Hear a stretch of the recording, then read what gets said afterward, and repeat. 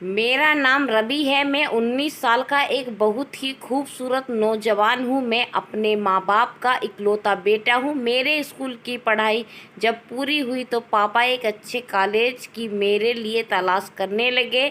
इसी बीच मेरे चाचा जो कि दूसरे शहर में रहते थे, उनका पापा के पास फ़ोन आया और फिर उन्होंने हम सभी लोगों के हालचाल लिए। उसके बाद उन्होंने हमें एक ऐसी खबर सुनाई जिसे सुनकर हम लोग दंग रह गए। उन्होंने बताया कि उन्होंने दोबारा शादी कर ली है। दरअसल मेरे चाचा की आज से 3 साल पहले यानी 2021 में शादी हुई थी, लेकिन शादी के कुछ महीने के बाद चाचा और उनकी पहली पत्नी के बीच बहुत ज़्यादा झगड़ा होने लगा। घर वालों ने दोनों ही लोगों को काफ़ी समझाने की कोशिश की, लेकिन उनकी पहली पत्नी चाचा के साथ रहना ही नहीं चाहती थी और फिर उन्होंने उन्हें तलाक देकर चली गई। उनके तलाक की वजह से मुझे आज तक नहीं पता, क्योंकि उस वक्त मैं छोटा भी था। और दूसरी बात कि उसकी पहली पत्नी चाचा पर कई तरह के इल्ज़ाम लगा रही थी और चाचा उन पर कौन गलत और कौन सही यही किसी को समझ नहीं आ रहा था, क्योंकि वह दोनों लोग दूसरे शहर में अकेले ही रहते थे। इस वजह से जब चाचा ने अपना फैसला सुना दिया कि वह अपनी पहली पत्नी के साथ नहीं रहना चाहते हैं, तो मजबूरन घर वालों को भी उनका यह फैसला मानना पड़ा और उसके बाद वह दोनों अलग हो गए। चाचा सऊदी अरब में नौकरी करते थे, लेकिन वह बीच बीच में घर आते जाते रहते थे। बात करते करते जब चाचा को यह बात पता चली कि पापा मेरे लिए एक अच्छा कॉलेज ढूंढ रहे हैं, तो उन्होंने कहा कि इस शहर में एक से एक अच्छे कॉलेज है, इसीलिए आप रवि को यहाँ पर ही भेज दीजिए। और वैसे भी मैं रवि को यहीं पर बुलाने वाला था, क्योंकि अभी मेरी नई नई शादी हुई है और मैं अपनी पत्नी राधा को इस शहर में अकेले छोड़कर नहीं जा सकता।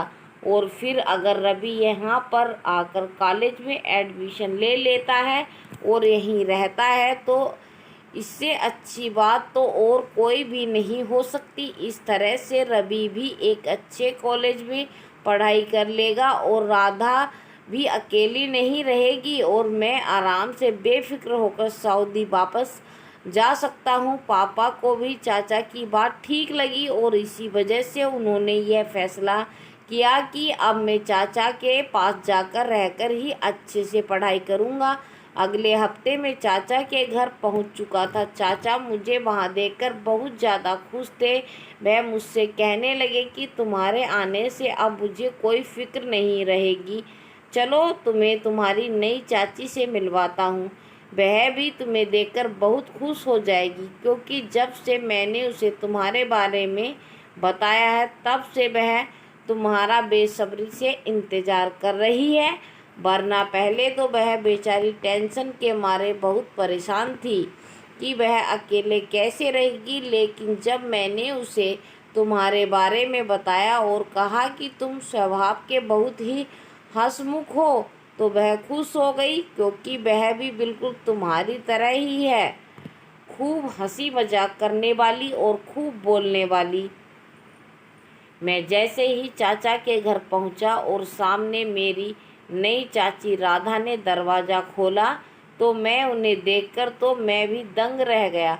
राधा चाची तो चाचा की बिल्कुल आधी उम्र की थी। वह मुझे देखने में 20 साल की लग रही थी और खूबसूरती तो उनकी इतनी ज़्यादा थी कि वह किसी परी से कम नहीं थी। किसी हीरोइन के जैसी कद-कोठी और चेहरे पर चमक इतनी गजब की परियां भी फेल हो जाएं। उनके काले लंबे घने बाल जो उस वक्त खुले हुए थे और हवा में लहरा रहे थे, मैं तो उन्हें देखते ही पलक झपकाना ही भूल चुका था। मुझे तो अभी तक यकीन ही नहीं आ रहा था कि यह मेरी नई चाची है। मैं अपनी ही दुनिया में गुम था कि तभी चाचा ने मुझे एक झटके से सपने से बाहर निकाला और कहा, क्या हुआ रवि, यह तुम्हारी चाची है, मिलोगे नहीं? मैंने तुरंत ही उन्हें नमस्ते बोला और फिर घर के अंदर आ गया। राधा चाची मेरे लिए चाय पानी का इंतज़ाम करने लगी, लेकिन मैं बार बार नज़र चुराकर उनकी तरफ ही देख रहा था, क्योंकि मैं इस बात को हजम ही नहीं कर पा रहा था कि मेरे चाचा, जो कि तकरीबन 40 साल के होंगे, उनसे एक 20 साल की लड़की ने शादी कर ली है। मैं मन ही मन सोचने लगा कि हो सकता है राधा चाची की भी उम्र उतनी ही हो जितनी चाचा की है, लेकिन उन्होंने अपना इतना अच्छे से ख्याल रखा हुआ है कि अब वह किसी 20 साल की लड़की के जैसी ही दिख रही हैं। खैर जो भी हो, लेकिन चाचा बहुत खुदकिस्मत हैं जो उन्हें दूसरी पत्नी इतनी ज़्यादा खूबसूरत मिली है। चाय नाश्ता करने के बाद चाचा अपनी पैकिंग करने लगे। उन्होंने मुझसे कहा कि वह कल सुबह की फ़्लाइट से सऊदी के लिए निकल जाएंगे, और उसके बाद उन्होंने मुझे एक लिस्ट पकड़ाई। वह बोले कि इसमें इस शहर के सभी अच्छे कॉलेजों के नाम लिखे हुए हैं, तुम्हें इनमें से किसी को भी चुनकर एडमिशन ले सकते हो। उनकी यह बात सुनकर मैं बहुत खुश हो गया। उसके बाद चाचा मुझसे कहने लगे कि देखो रवि, मैं यहाँ पर सिर्फ तुम्हारे भरोसे पर ही तुम्हारी चाची को छोड़कर जा रहा हूँ। और एक बात और है, तुम्हारी चाची को अभी कुछ दिन पहले ही सीढ़ियों से गिर जाने की वजह से चोट लग गई थी, जिसमें उनकी शरीर की काफ़ी मांसपेशियां खिंच गई हैं। मैंने डॉक्टर को दिखाया तो उन्होंने यह बताया कि अभी कुछ महीने तक उनके शरीर में बार बार दर्द उठता रहेगा, और जिसकी वजह से उन्हें बहुत तकलीफ़ होगी, लेकिन तुम इसलिए उनका थोड़ा सा ख्याल रखना, और जब भी ज़रूरत पड़े तो उन्हें डॉक्टर को दिखा लाना। इसके अलावा तुम्हारी चाची तुम्हें जो भी काम बताए तुम वह सारे काम कर देना, क्योंकि यहाँ पर उनका तो सिर्फ तुम ही सहारा हो और कोई नहीं। मैंने चाचा से कहा कि आप बिल्कुल भी फिक्र मत करिए, मैं चाची का पूरा ख्याल रखूँगा और उन्हें किसी भी बात की कमी नहीं होने दूँगा। इसके बाद अगली सुबह चाचा सऊदी के लिए निकल गए, और मैं और राधा चाची बिल्कुल ही अकेले उस घर में रह गए अभी, क्योंकि मैं और राधा चाची एक दूसरे के लिए नए नए थे, इसीलिए हमारे बीच बातचीत कुछ कम ही हो रही थी। मैं भी उसी दिन उस कॉलेज में पहुंच गया जहां पर मुझे एडमिशन लेना था, और मैंने वहां जाकर दाखिला ले लिया। इसके बाद धीरे धीरे दिन यूं ही बीतने लगे और मैंने कॉलेज जाना भी शुरू कर दिया, जहां पर मेरी कुछ लड़कों से अच्छी दोस्ती हो गई। इधर मैं और राधा चाची अब एक दूसरे से खुलकर बातें करने लगे। एक दिन मैं अपने कमरे में बैठा पढ़ रहा था कि तभी रात के समय राधा चाची ने मुझे आवाज़ लगाई। मैं तुरंत ही भागकर किचन की तरफ गया तो यह देखकर मैं दंग रह गया कि राधा चाची ने उस वक्त एक बहुत ही खूबसूरत गाउन पहन रखा था। वह गाउन जो अक्सर औरतें रात को सोते समय पहनती हैं, लेकिन वह गाउन पूरा जालीदार था जिसमें उनकी खूबसूरती झलक रही थी। मैंने तुरंत ही अपनी नज़रों को दूसरी दिशा में घुमा लिया। राधा चाची मुझसे बोली, रवि क्या तुम चाय पियोगे या कॉफ़ी? मैंने राधा चाची से कहा कि मैं कॉफ़ी पीऊँगा, और उसके बाद मैं तुरंत ही अपने कमरे में जाने लगा तो राधा चाची ने मुझे टोक दिया। वह बोली, अरे तुम कहाँ जा रहे हो? मैं अभी बस 2 मिनट में ही कॉफ़ी बनाती हूँ, उसके बाद हम दोनों लोग छत पर चलकर कॉफ़ी पियेंगे। बाहर बहुत अच्छी हवा चल रही है। छत पर ठंडी हवा में टहलते हुए कॉफ़ी पीने का मज़ा कुछ और ही होता है। राधा चाची की बात सुनकर मैं थोड़ा टेंशन में आ गया, क्योंकि इस वक्त मैं समझ रहा था कि मेरे मन में किसी तरह की भावनाएं आ रही हैं और यह सब मुझे बिल्कुल भी ठीक नहीं लग रहा था। इसीलिए मैंने उन्हें बहाना बना दिया कि आप अकेले ही छत पर चली जाइए, क्योंकि मैं इस वक्त पढ़ रहा हूँ। इतना कहकर मैं उनकी बात सुने बिना वापस अपने कमरे में आ गया। थोड़ी देर के बाद राधा चाची मेरे लिए कॉफ़ी का मग कमरे में ही ले आई, लेकिन वह जैसे ही मुझे कॉफ़ी देने लगी कि तभी थोड़ी सी कॉफ़ी मेरे ऊपर ही गिर गई, जिससे वह घबरा गई और उसे पोंछने लगी। पर उन्होंने जब यह सब किया तो एक बार फिर से मेरे पर पूरे शरीर में सिरहन दौड़ गई। मैं तुरंत उठकर पीछे हट गया। मैंने उनसे कहा, आप फिक्र मत करिए, मुझे कुछ भी नहीं हुआ है, आप आराम से जाकर सो जाइए। और मैं तुरंत ही बाथरूम में चला गया। मैंने खुद को समझाया कि वह मेरी चाची है, भले ही उनकी उम्र कम ही क्यों ना हो, लेकिन वह मेरी माँ समान है और मुझे अपने मन में किसी भी तरह का कोई विचार नहीं लाना चाहिए। इसके बाद एक दिन राधा चाची और मैं शॉपिंग पर गए। वहाँ पर मैंने अपने लिए कुछ कपड़े लिए और राधा चाची ने भी। और उस दिन मुझे पता चला कि राधा चाची की उम्र सचमुच 20 साल की ही है। मैंने बातों ही बातों में उनसे पूछ लिया कि आपको चाचा कहाँ मिले, तो वह कहने लगी कि दरअसल तुम्हारे चाचा ने मेरी जान बचाई थी।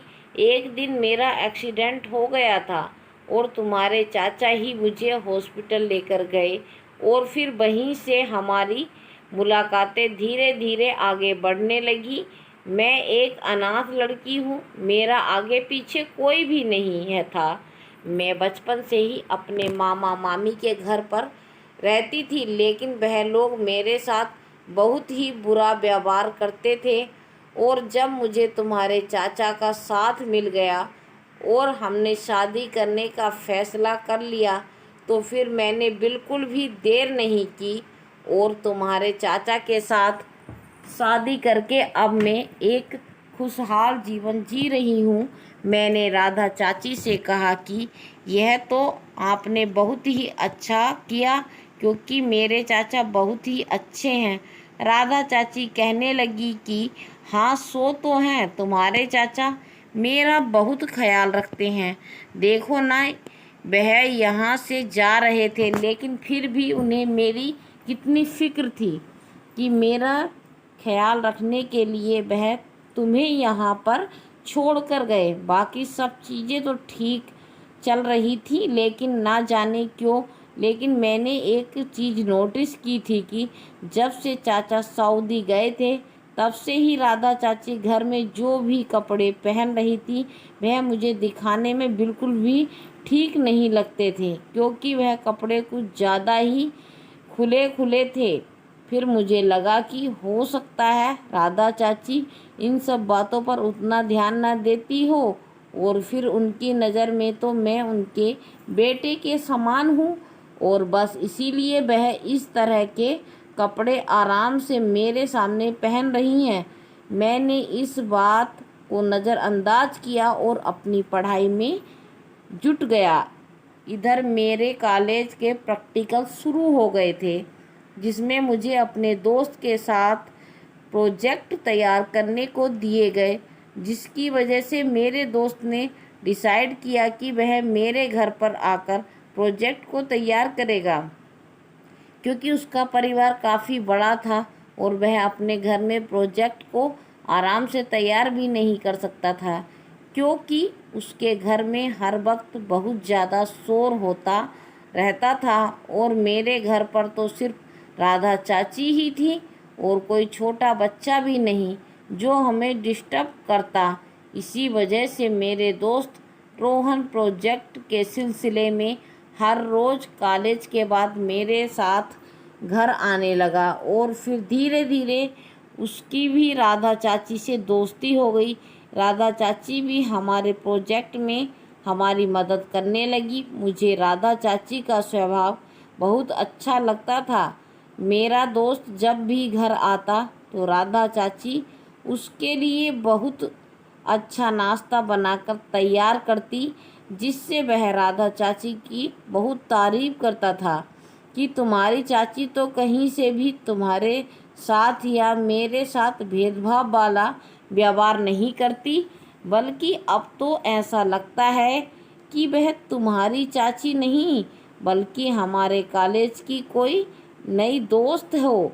बातों ही बातों में मेरे दोस्त ने राधा चाची से पूछा कि आपने कहाँ तक पढ़ाई की है। यह बात सुनकर राधा चाची का चेहरा उतर गया। उनके उदास चेहरे को देखकर हम पूछने लगे कि क्या हुआ, तो उन्होंने बताया कि उनके मामा मामी ने तो उन्हें मुश्किल से 12वीं की कक्षा पास करने को दी। इसके बाद तो उन्होंने साफ इनकार कर दिया कि वह उनकी पढ़ाई पर पैसे खर्च नहीं कर सकते और इसी वजह से वह चाहते हुए भी आगे की पढ़ाई जारी नहीं रख पाई। मैंने राधा चाची से कहा कि लेकिन अब तो आपके पास ऐसा कुछ भी नहीं है। अभी तो आप कोई खास उम्र की नहीं है, इसीलिए आप चाहें तो अपनी पढ़ाई को दोबारा शुरू कर सकती हैं और मुझे नहीं लगता कि चाचा इन सब चीज़ों के लिए मना करेंगे। इसीलिए आप एक काम करिए, मेरे कॉलेज में एडमिशन ले लीजिए। यह सुनकर मेरा दोस्त भी बहुत खुश हो गया। वह कहने लगा कि हाँ, आप भी वहीं पर आ जाइए, फिर हम तीनों लोग खूब मस्ती करेंगे और जमकर पढ़ाई भी करेंगे। राधा चाची मुस्कुराते हुए कहने लगी कि मैं बिल्कुल ऐसा करती, लेकिन क्योंकि अभी मुझे कुछ दिनों पहले ही चोट लगी हुई है, जिसकी वजह से मुझे कई बार अचानक से शरीर में दर्द उठने लगता है, इसीलिए मैं हर रोज़ फ़िलहाल तो कॉलेज नहीं जा सकती। और फिर अब मेरी शादी भी हो गई है, तो मुझे अपनी गृहस्थी भी देखनी है और आगे मेरे बच्चे होंगे, तो फिर मैं कॉलेज के साथ साथ बच्चों को कैसे मैनेज करूँगी। हर रोज़ कॉलेज जाना मेरे लिए बस की बात नहीं हो सकती। उनकी यह बात सुनकर मैं और मेरा दोस्त दोनों ही सोच में पड़ गए। मैंने राधा चाची से कहा कि तो फिर आप एक काम करिए, आप डिस्टेंस लर्निंग का सहारा लीजिए। ऐसे बहुत से कॉलेज हैं जिसमें आप एडमिशन लेकर घर बैठे ही अपनी पढ़ाई जारी रख सकती हैं। मेरी यह बात सुनकर राधा चाची और रोहन दोनों ही चेहरे पर चमक आ गई। वह कहने लगे कि अरे वाह, यह आइडिया तो तुमने बहुत अच्छा दिया है। और फिर हम लोग तुरंत ही राधा चाची के लिए एक अच्छा कॉलेज ढूंढने लगे और कुछ देर बाद ही हमने कॉलेज को फाइनल भी कर लिया। लेकिन राधा चाची ने कहा कि यह सब करने से पहले तुम्हारे चाचा की इजाज़त ले लूं और उसके बाद ही मैं एडमिशन लूँगी। उसके बाद यह सारी बातें तय हो गई। रोहन भी अपने घर चला गया। शाम को राधा चाची ने चाचा से पूछा तो चाचा ने भी खुशी खुशी हाँ कह दिया। राधा चाची पढ़ाई को लेकर बहुत खुश थी। वह कहने लगी कि लेकिन रवि, मुझे पढ़ाई छोड़े हुए थोड़ा समय हो गया है, तो इसीलिए मुझे घबराहट हो रही है कि मैं यह सब बिना कॉलेज जाए कैसे हैंडल करूँगी। क्योंकि कॉलेज जाती तो वहाँ तो मुझे प्रोफेसर पढ़ाते, अगर कोई चीज़ समझ नहीं आती तो वह मुझे समझाते, पर यहाँ घर बैठे मैं कैसे सारी चीज़ों को समझ पाऊँगी। मैंने राधा चाची से कहा कि अरे बस इतनी सी बात है, आप इसकी बिल्कुल भी फिक्र मत कीजिए।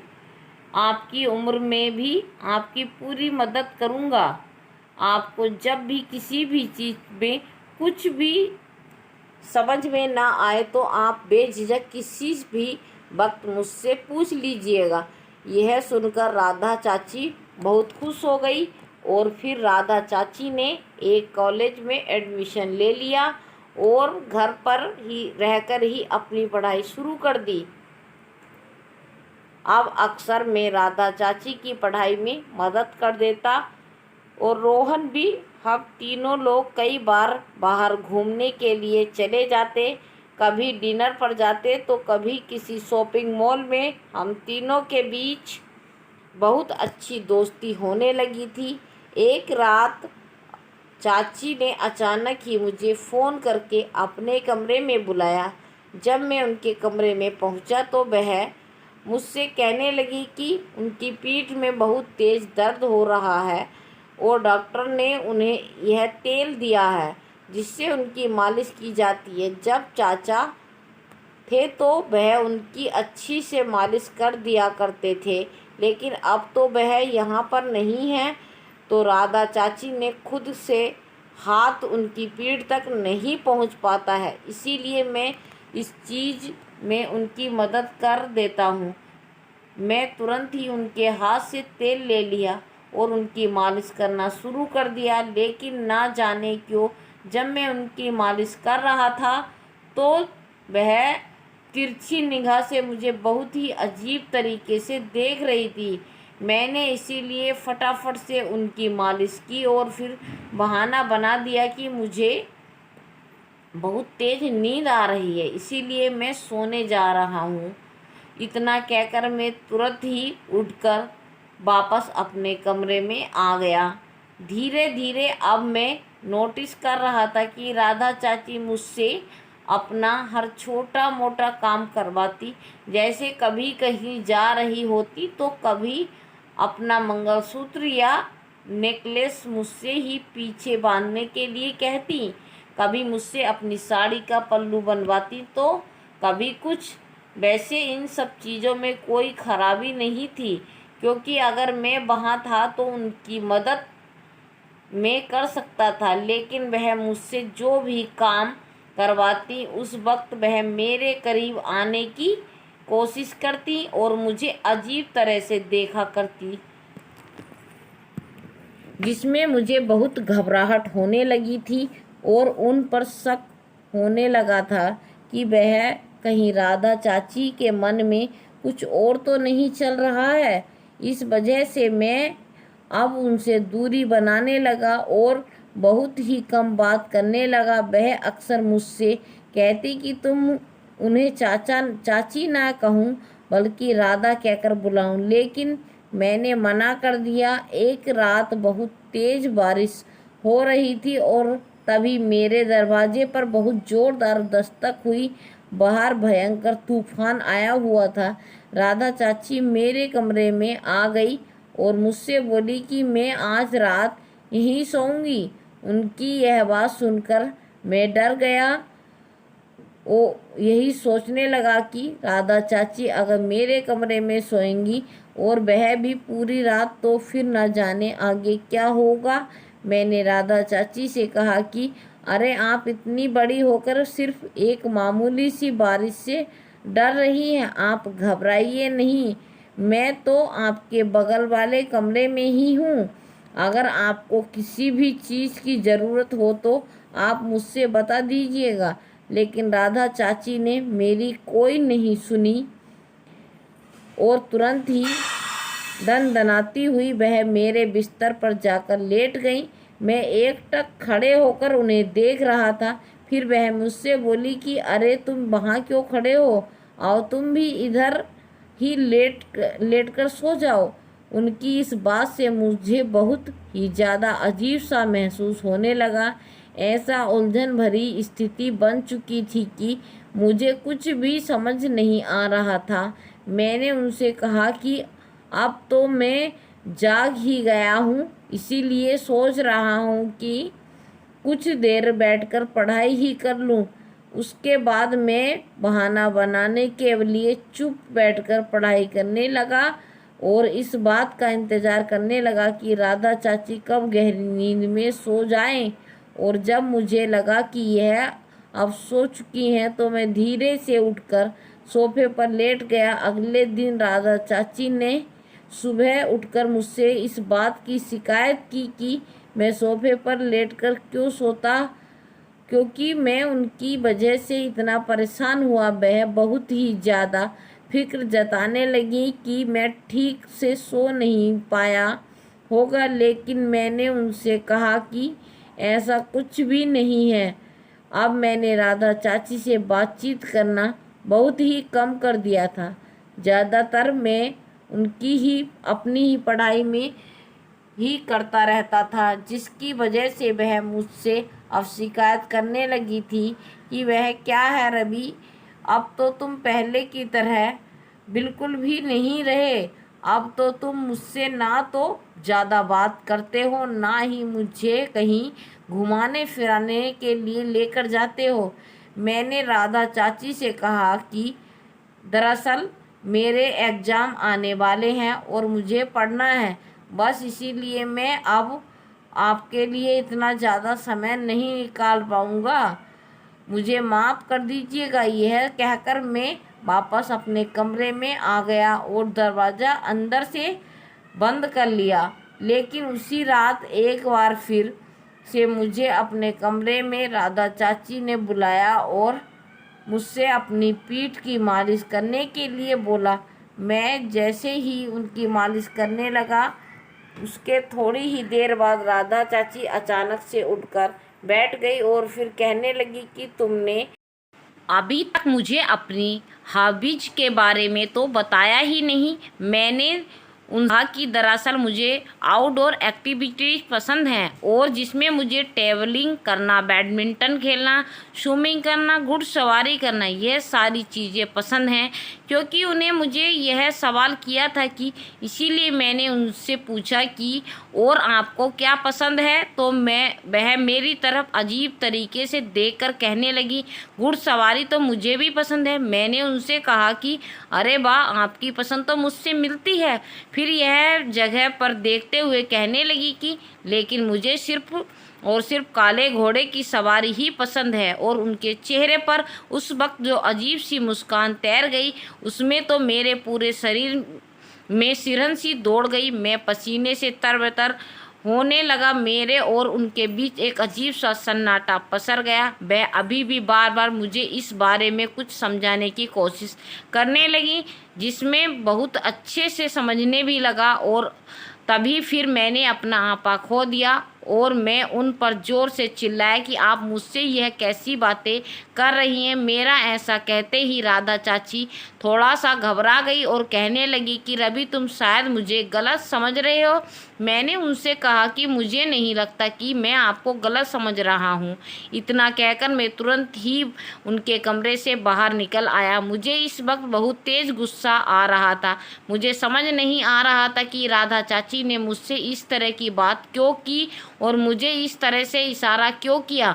अब मुझे राधा चाची की हरकतें कुछ ठीक नहीं लग रही थी।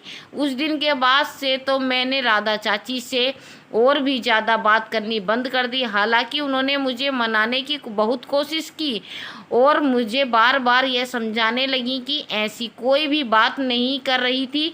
फिर भी मैंने उनसे झूठा दिखावा कर दिया कि ठीक है, मैंने उनकी बात मान ली है और उन्हें माफ़ कर दिया है। एक दिन कॉलेज में अचानक ही मेरी थोड़ी तबीयत खराब हुई और जब मैं जल्दी घर वापस लौट आया तो यह देखकर दंग रह गया कि राधा चाची कमरे में मेरे दोस्त रोहन के हंसने की आवाज़ें आ रही थीं। रोहन ने तो कहा था कि आज उसे अपनी माँ को अस्पताल लेकर जाना है, लेकिन वह तो यह अकेले राधा चाची के साथ क्या कर रहा था। मुझे राधा चाची पर तो पहले से ही शक था, लेकिन मेरा दोस्त रोहन भी मुझसे झूठ बोलकर यहाँ आ रहा है, इस बात का तो मैं अंदाज़ा भी नहीं लगा सकता। अभी मैं चुप खड़ा रहा होकर उनकी बातें सुनने लगा। वह दोनों मेरी ही मजाक उड़ा रहे थे। राधा चाची कहने लगी कि तुम्हारा दोस्त रवि तो एक नंबर का डरपोक है। मैंने तो उसे न जाने कितनी बार इशारा किया, लेकिन मुझे तो लगता कि उसमें आदमियों वाली कोई बात ही नहीं है, इसीलिए वह हर वक्त मुझसे छुपा घूमता है। लेकिन मैं सच कहूँ तो मैं तो एक असली मर्दों वाली बात नज़र आती है। इस बात पर रोहन बहुत खुश हो गया और कहने लगा, अरे आप उस रवि को छोड़िए, वह तो बड़ा ही दब्बू किस्म का इंसान है और मेरे साथ खुश रहिए। और इसके बाद उन दोनों ने जो किया उसे देखकर तो मैं दंग रह गया। जिस चीज़ पर सिर्फ ये सिर्फ चाचा का हक था, वह इस वक्त सिर्फ रोहन को मिल रहा था। यह सब कुछ मुझ में देखा नहीं जा रहा था, इसीलिए मैंने तुरंत ही वहाँ से निकल आया और एक पार्क में जाकर बैठ गया। मेरी आंखों के सामने अभी भी वह नज़ारा घूम रहा था और मुझसे यह रहकर बहुत ही गुस्सा आ रहा था। मैंने फैसला कर लिया था कि मैं राधा चाची की चेहरे से यह पर्दा उठाकर रहूँगा। यह मेरे चाचा को धोखा दे रही है, ऐसा बिल्कुल भी नहीं होने दे सकता था। इसीलिए मैंने तुरंत ही फ़ोन करके चाचा को राधा चाची की एक एक हरकत के बारे में सब कुछ बता दिया। चाचा भी गुस्से में बुरी तरीके से बौखला गए और उन्होंने इमरजेंसी में अपनी टिकट कर ली और मुझसे कहा कि वह 3 दिन के बाद इंडिया वापस आ रहे हैं। इधर भी मैं 3 दिन तक बिल्कुल खामोश रहा। राधा चाची को जरा भी इस बात की भनक न लगे कि मैं उनकी सच्चाई जान गया हूँ। 3 दिन के बाद चाचा जैसे ही घर लौटकर आए, उन्होंने तुरंत ही आकर राधा चाची के गाल पर एक जोरदार तमाचा मारा। राधा चाची को कुछ भी समझ में नहीं आ रहा था कि आखिर उनके साथ अचानक से यह क्या हुआ। वह कहने लगी कि आप तो एक अचानक आ गए और फिर आप मेरे साथ यह क्या कर रहे हैं। चाचा कहने लगे कि तुम्हारी हिम्मत कैसे हुई रवि के दोस्त के साथ वह सब करने की। चाचा के मुंह पर यह बात सुनकर राधा चाची के तो होश ही उड़ चुके थे।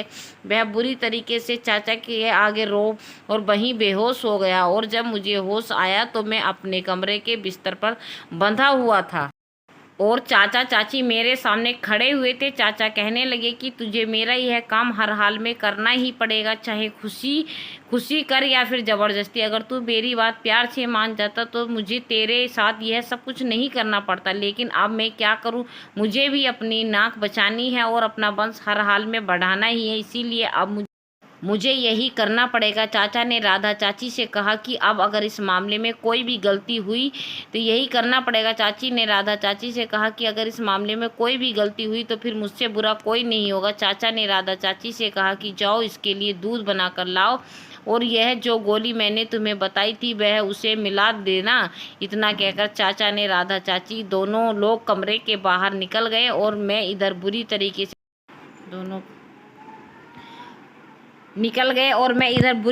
से झटपटा रहा था और राधा चाची दोनों ही लोग कमरे से बाहर निकल गए और मैं इधर बुरी तरीके से झटपटा रहा था। मुझे रोना आ रहा था कि यह मेरे साथ क्या हो गया। मेरे ही सगे चाचा मेरे साथ ऐसा कैसे कर सकते हैं। सिर्फ अपने अहम और समाज की नज़रों में उठने के लिए वह मेरा इस्तेमाल करना चाहते हैं। उन्हें जरा सी भी शर्म नहीं आ रही। यह सब कुछ करते हुए मैं यह सोचकर बुरी तरीके से रोने लगा और अपने हाथ पैर हिलाकर रस्सियों को खींचने लगा, लेकिन रस्सियाँ काफ़ी मजबूत थी, बंधी हुई थी, जो खुजलने का नाम नहीं ले रही थी। कि तभी अचानक मेरे कमरे में की खिड़की से मैंने रोहन को मेरे कमरे में आते देखा। उसे देखकर मैं दंग रह गया। उसने चुपचाप रहने का इशारा किया और मेरे हाथ पैरों को खोल दिया। मैंने तुरंत ही उसे उस वक्त गले से लगा लिया। हालांकि इस पल से पहले मैं उससे नफरत करता था, लेकिन उस वक्त उसने मुझे बहुत बड़ी मुसीबत से बचाया था। फिर हम दोनों तुरंत ही खिड़की से कूदकर बाहर भाग गए। मैं उसके साथ बाइक से एक पार्क में पहुंचा और वहां पहुंचकर मैंने चैन की सांस ली, लेकिन मैंने हैरानी से रोहन की तरफ देखते हुए कहा कि तुम आखिर मेरे कमरे की खिड़की से अचानक कैसे आ गए। तब रोहन ने बताया कि तेरे चाची ने से मिलने के लिए आया था, लेकिन मुझे क्या पता था कि तेरे चाचा घर आ चुके हैं। लेकिन मैं जैसे ही दरवाजे पर पहुंचा तभी तुम लोगों की बातें करने की आवाज़ मेरे कानों में पड़ी, तो मैं खड़े होकर वहीं पर सब कुछ सुनने लगा। और फिर अचानक ही मैंने देखा कि तेरे चाचा तेरे साथ क्या कर रहे हैं। मैं जानता हूँ मेरे दोस्त कि तू एक सीधा साधा इंसान है और तेरे साथ गलत होते हुए देख मुझे से रहा नहीं गया। मैं अपने दोस्त के साथ यह सब नहीं होने दे सकता था और बस इसीलिए मौका पाते ही मैंने तेरे कमरे की खिड़की से आकर तुझे बचा लिया। मैंने रोहन को एक बार फिर से गले लगाकर थैंक यू बोला, क्योंकि आज अगर वह सही वक्त पर नहीं आता तो मेरी तो ज़िंदगी ही बर्बाद हो चुकी होती। मैंने तुरंत ही उसके फ़ोन करके पापा को सब कुछ बता दिया, जिसे सुनकर वह खुद भी दंग रह गए कि उनका छोटा भाई इतनी गिरी हुई हरकत कर सकता है। उसके बाद मैंने रोहन से कुछ पैसे लिए और ट्रेन की टिकट खरीदकर मैं अपने घर पहुंच गया। मेरे घर वालों का मेरी तरह ही बुरा हाल था। वह भी कभी सपने में नहीं सोच सकते कि मेरे खुद के सगे चाचा मेरा इस तरह का इस्तेमाल करने की कोशिश करेंगे। इसके बाद पापा ने चाचा के पास जाकर उन्हें बहुत खरी खोटी सुनाई और उनसे सारे रिश्ते नाते ख़त्म कर दिए। पापा ने कहा कि अगर यह हरकत किसी और ने मेरे साथ की होती तो अब तक वह इंसान जेल में होता, लेकिन क्योंकि चाचा उनके सगे भाई थे, बस इसी बात पर उन्हें छोड़ रहे थे। उसके बाद मैं वहाँ से अपना सारा सामान बटोर कर वापस अपने शहर आ गया। वहाँ पर मैंने दूसरे कॉलेज में एडमिशन ले लिया। मुझ पर जो भी बीती उससे मुझे बहुत गहरा सदमा लगा। मैंने कभी सपने में नहीं सोचा था कि मेरे साथ कुछ ऐसा भी हो सकता है। क्या लोग अपने फ़ायदे के लिए रिश्तों को तार तार कर देते हैं। दोस्तों, कभी कभी हमारे अपने ही हमें इस तरह का धोखा देते हैं कि हमारे लिए यकीन करना मुश्किल पड़ जाता है। लेकिन इंसान अपनी खुदगर्जी में कभी इतना अंधा हो जाए कि वह सारी हदों को पार कर दे, यह आज के ज़माने में बिल्कुल भी नामुमकिन नहीं है, क्योंकि आज के समय में हर किसी के अंदर हद से ज़्यादा स्वार्थ भरा पड़ा है। हर कोई अपने स्वार्थ के लिए दूसरों का इस्तेमाल करना चाहता है, जिसमें वह ना तो किसी की भावनाओं के बारे में सोचता है और ना ही किसी की फिक्र करता है। इसीलिए हमें हर वक्त अपने आसपास की चीज़ों पर ध्यान देना चाहिए और कभी भी किसी पर अंधा विश्वास नहीं करना चाहिए। तो दोस्तों, आपको यह कहानी कैसी लगी?